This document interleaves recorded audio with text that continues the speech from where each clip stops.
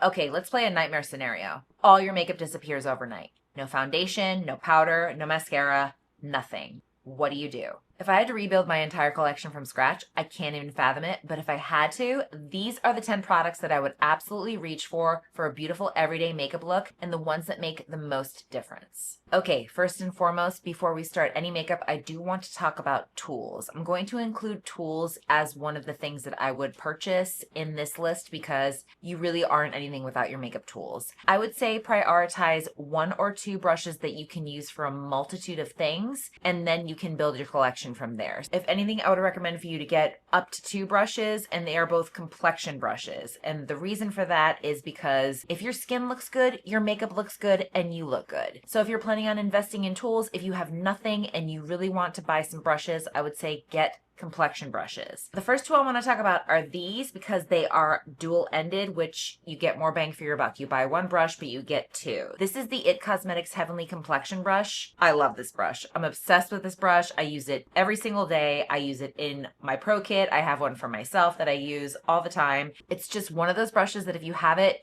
you know how great it is. It's super versatile and it just buffs the makeup onto the face so beautifully. So you have the foundation side here. You can also use it for blush. You can use it for bronzer. You can use it for pretty much any kind of liquid product. I haven't really used this with powders, but I'm sure it will be great for powders as well. And then you have the other side, which is perfect for any kind of detail work or any concealing work that you want to do under the eyes, around the nose, on the chin, or whatever. Even if you want to start off an eye makeup look with concealer or even a little bit of powder or eyeshadow. Another one that's new to my collection is the CL brush. And again, the reason I'm talking about it is because it's dual-ended and you're essentially getting 2 brushes for the price of 1. Now, the bigger end here is a little bit more dense than the IT Cosmetics one. You can see this one's a little fluffier, so this is a little bit more of a dense brush. So when you're placing down product, you're going to get more of an impact because of how dense the brushes are. But you can still definitely get that buffed out kind of effect with this brush as well. I really love this end of the brush because of how wide it is and it just kind of hugs in all the little nooks and crannies of the face. Now, if in this scenario you want to save a little bit of money, I'm always going to recommend Real Techniques because they are so affordable and they are so great. This right here is the tapered cheek brush, but again, this could be used for foundation, it can be used for blush, it could be used for bronzer. What I recommend is to have at least 1 foundation brush that you use for your foundation, concealer, and then having a powder brush or even a powder puff to set under the eyes or anywhere you want to set your makeup. Having both of these tools is kind of the bare minimum of what I would recommend if you were starting over or starting fresh. Now we're heading into makeup. My skin is already prepped. Everything is linked in the description box below of what I used. I'm not talking about skincare today. That is a completely different video. We're talking about makeup. So the second thing that I would recommend, since we're starting with skin, would be some kind of primer or illuminator or anything like that that has an SPF in it. So you're essentially getting more SPF because you should have used SPF. That's your skincare. We're not talking about that right now. But if you have a primer, if you have something that's illuminating that has an additional SPF in it, I say the more protection that you're wearing, the better. I love this one from Wise Beauty because it's very thin and it does such a beautiful job evening out the skin tone so I can use less makeup. You can also use a brush to buff that into the skin, but that just preps the skin, adds a little bit of sun protection, and it helps to even everything out. So when we go in with concealer, we use less of it. Now, this absolutely wouldn't be a tutorial by me if I did not talk about brows. I have actually had my brows laminated and tinted, so I'm working with a lot more than I normally would be working with. But if I only had to buy 1 brow product, it would be a tinted brow serum. This is the NYX Brow Glue. This is in the shade Taupe, and what this is going to do, it's going to give your brows the shape that you want because you can brush them through, but it's also going to tint the little hairs that you might not see with the naked eye, and then you can kind of create the shape that you want with very minimal effort and only 1 product. So I will always recommend to anyone, even if you're just starting out, if you don't know what to do with your brows, you're too overwhelmed with all the brow pens and the pencils and the gels, start with a tinted brow gel. It's a great place to begin, and then you can build from there if you want. I know some people who just wear tinted brow gel and they love it. It works for them. And honestly, because I have the lamination and the tint, I don't really need much more than this. What this brow glue does, it just kind of fills that in for me. And I will scream this from the rooftops, NYX is my favorite brow brand. Like, I always come back to NYX for my brows. It's just what I use. I love it so much. Now, the third thing that I'm going to recommend over a foundation, over a skin tint, over even a tinted sunscreen would be concealer. Now, the reason I say this is because concealer is so versatile and you can play with the texture and the coverage of concealer. I love to customize my concealer in the sense that I put it in strategic places and I use it in different ways as far as how much coverage I need in certain areas. Like under my eyes, around my nose, on my chin, the middle of my face tends to need the most coverage. The perimeter of my face, not so much. So that's where I tend to put most of my concealer, and then I will stretch it along the face and kind of blend it into my skin and make it look as natural as possible. If you have more problematic skin on your cheeks, on your forehead, wherever, I would say concentrate there. But I do know that a majority of people like to conceal under their eyes and make it a little bit brighter, or at least even it out. But if you do want to wear makeup, I highly recommend grabbing concealer and customizing it and making it work for you. One of the things I never do is go directly onto my face with the concealer. I'm not 25 anymore. I do have lines on my face. My face moves. I have no Botox or fillers, so my makeup will crease. And if I go directly onto my face with my concealer or even any product, it will immediately crease because it's too much product. I'm going to take it on the back of my hand, just like that. I'm actually going to grab the CL brush. I'm going to use the other side of it, and I'm just going to take a little bit of product, and then on the back of my hand right here, I'm going to push the product into the brush. Katie Jane Hughes calls this priming the brush, which is actually a really good term. But I just like to load up the brush and then make sure that the product is really in there so then you're not depositing a ton of it onto your face. So I'm just going to take that concealer under my eyes. Right here, I have little glasses marks from where I wear my glasses. If anyone has any tips on how to prevent them or even get rid of them, please let me know in the comments. It's super annoying. I know all glasses wearers can commiserate with me. But priming the brush, what that does is it puts less product in the brush, so then there's less product on my face. I'm just gonna do a little more on the side of the nose. And I do have a little bit of residual redness on my cheeks, so I'll just stretch the concealer down. I love the Tower 28 because it does set, but it takes a minute. And before it does set, it's very stretchable and it's very malleable. So I can make it work, blend it into my skin. And then when I set it, it resists creasing. It's great for mature skin. It's great for all skin types. I just love this concealer so much. Now we're moving on to eyes. I could have bought some sort of eyeshadow palette that we would have been able to use, but I wanted to think a little bit more outside the box as far as thinking about products that you can use in more than one area of the face. So when it comes to eyes, yes, we are going to use mascara, but before we do that, I want to talk about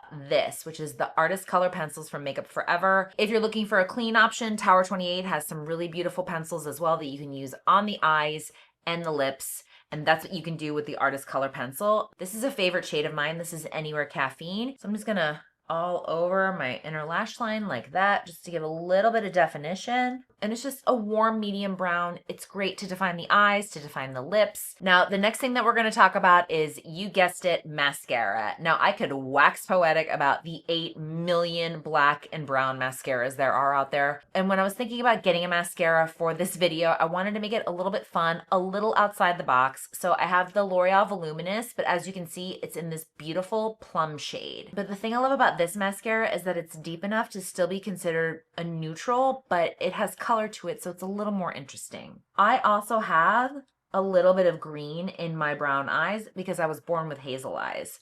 So this is perfect for brown eyes, green eyes, I mean really any color eye. See, it's dark on my lashes, but when you look up close, you get that little hint of purple, and I just think it's really pretty. This is definitely something you can add on to your makeup routine. You don't necessarily need it, but it's one of those things that once you start doing it, your makeup just doesn't look complete without it. And I basically mean bronzing or contouring. One of my absolute favorite products for this is the Makeup by Mario Skin Enhancer. As you can see, it's very well loved. I use this every day, and I recommend this to everyone because of how sheer this product is. It's essentially goof proof. Like, you really can't go wrong. Even if you put a little bit too much on your face, you can blend it out so easily. So I'm going to take the CL brush that I was using, and I'm going to go into the product. Remember, this is a pretty dense brush, so I want to show you how to use it with a brush like this. I'm just going to tap it into the product like that, loading up the brush. And again, we're going to tap it off on the back of our hand, and wherever you put bronzer, just tap it in. You don't want to swipe, you want to tap. I like to bring it over the nose, This is where I do actually blend instead of tap because I like to push it into the hairline so there isn't that line of demarcation between my skin and my hairline. And then whatever's left on the brush, I'll just take on my jawline, down the neck. So easy, but it elevated the makeup in such a natural way. Now I want to talk about powder because I feel like powder is essential to any makeup routine, even if you are on the dry side, because you have to set your makeup for it to last throughout the day. Whether that includes a loose powder or a pressed powder is totally up to you. I would like to stress that it's translucent. I know that Laura Mercier has a translucent honey and a translucent deep, depending on how deep your skin tone is. But a translucent powder is the most versatile because you can use it all over. You can use it with a powder puff. You can use it with a powder brush. It doesn't matter. I really love this e.l.f. Halo Glow powder. It does have a little bit of a glow to it, but it's a really nice drugstore option. So we have that here. And I'm going to take my Real Techniques powder brush. Just going to go into the product like that. Oops, creating a little bit of a cloud. Knock it off. And then I'm just going to take it in the areas that I want to set, which is basically the middle of my face and under that cream sculpt that we did. But I'm leaving everything here nice and dewy, not going over my eyes. And you can also pinch the brush, get right underneath if you really want to set that under eye. You remember how I said we would come back to the liner? I have it here. This is Anywhere Caffeine once again, and I'm just going to line my lips.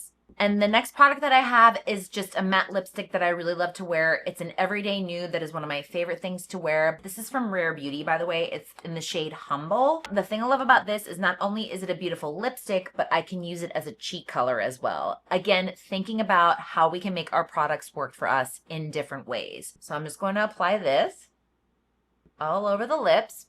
And then we can just take our foundation brush and use it as a blush.